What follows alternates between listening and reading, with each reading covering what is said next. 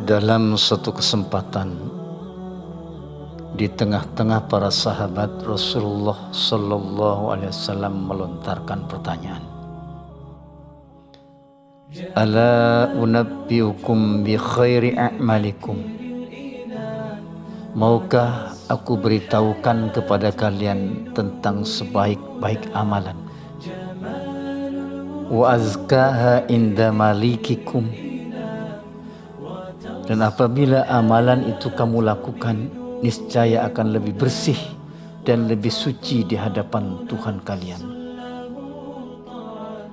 Wa arfa'aha fi darajatikum. Dan amalan itu lebih meninggikan posisimu. Wa khairun lakum min infaqiz zahabi wal waraq. Dan lebih baik nilainya dari berinfak dengan emas dan perak. Wa khairun lakum min antulku aduwakum fatadribu a'naqahum wa yadribu a'naqakum. Bahkan kata Rasulullah, lebih baik daripada kalian bertemu dengan musuh-musuh kalian, lantas kalian memenggal leher mereka dan mereka memenggal leher kalian sehingga kalian syahid. Para sahabat menjawab, tentu mau ya Rasulullah. Nabi bersabda, zikrullahi ta'ala. Amalan itu adalah zikir kepada Allah Ta'ala. Hadis ini diriwayatkan oleh Tirmidzi dan Ibnu Majah. Apa kira-kira hebatnya zikir itu? Rasulullah Sallallahu Alaihi Wasallam mengumpamakan zikir sebagai pembeda antara yang hidup dan yang mati. Sebagaimana sabda beliau, "Matsalul ladzi yadhkuru rabbahu wal ladzi la yadhkuru matsalul hayy wal mayyit." Perumpamaan orang yang berzikir kepada Allah dan orang yang tidak berzikir kepada Allah adalah seumpama orang yang hidup dan orang yang mati.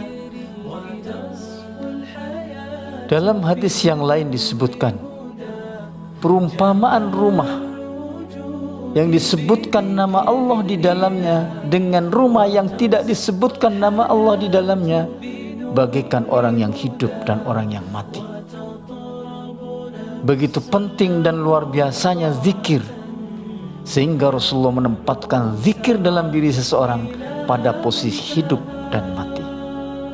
Sekalipun tubuh orang itu masih dalam kondisi bernyawa dan masih bisa beraktivitas, kalau dia enggan berzikir kepada Allah, maka Rasulullah ibaratkan dia telah mati.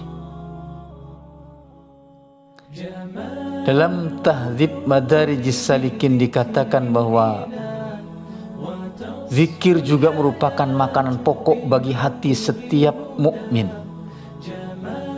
yang jika dilupakan maka hati manusia akan berubah menjadi kuburan. Zikir juga diibaratkan sebagai bangunan-bangunan dalam suatu negeri, yang tanpa zikir seolah-olah sebuah negeri itu hancur porak-poranda bangunannya. Zikir juga merupakan senjata bagi para musafir untuk menumpas para perompak jalanan. Zikir pun merupakan alat yang handal untuk memadamkan kobaran api yang membakar dan membumi hanguskan rumah manusia. Orang yang senantiasa berzikir kepada Allah, hatinya akan dijauhkan dari penyakit-penyakit hati yang merugikan, seperti ria, ujub, sum'ah, kibir, dan berbagai macam penyakit-penyakit hati yang merusak lainnya. Oleh karenanya, orang-orang yang beriman selalu diingatkan oleh Allah Subhanahu wa Ta'ala agar mereka senantiasa mengingat Allah dalam semua keadaan dan setiap waktu. Ya ayyuhalladzina amanu dzkurullaha dzikran katsira. Wahai orang-orang yang beriman, ingatlah kalian kepada Allah dengan mengingat namanya sebanyak-banyaknya.